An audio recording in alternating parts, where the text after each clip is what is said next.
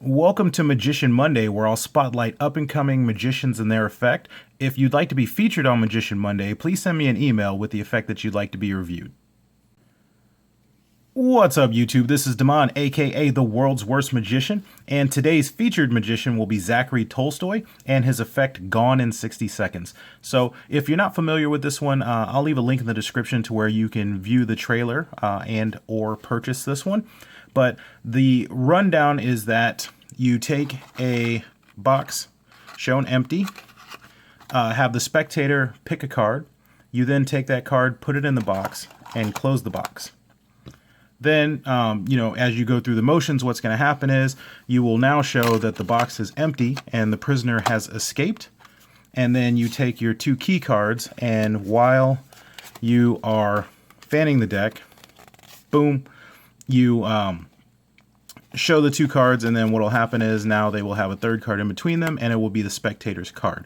So the card in order is selected, put in a box, disappears from the box, shows up in between the two key cards.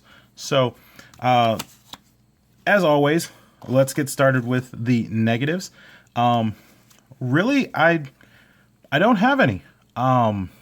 This effect is very clean. One thing that could hinder you is that essentially with the method that's shown in the video, you generally would need a standard bicycle deck, but I figured out a way to make that work because of the gimmick that's used. I could actually make that work with any deck. So if you don't have access to the gimmick, then this trick may not be possible. So that would be my only negative, is that you do need a specific item. But if you are a magician, I would assume that you probably have the necessary piece in your possession already. So like I said, not a huge negative. You probably already have it. I figured out a way to make it work with any deck, so no real limitation there. Angle sensitivity, there really isn't any. So it's a very clean effect. The key cards, you can use whatever you want. He uses jacks, but you could use any two cards that you want. And there essentially isn't really much sleight of hand involved either. So it's very clean. It's very simple. The story follows. It's a prisoner that escapes, and then you're trying to catch them.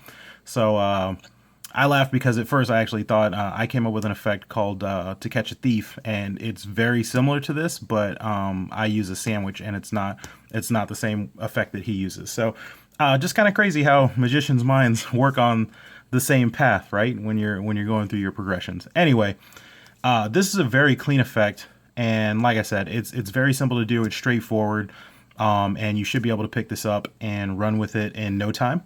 So I really didn't want to go too far in depth and take up too much of your time, because it's called Gone in 60 Seconds. You can do the effect in about 60 seconds, and it'll probably take you about the same amount to learn it.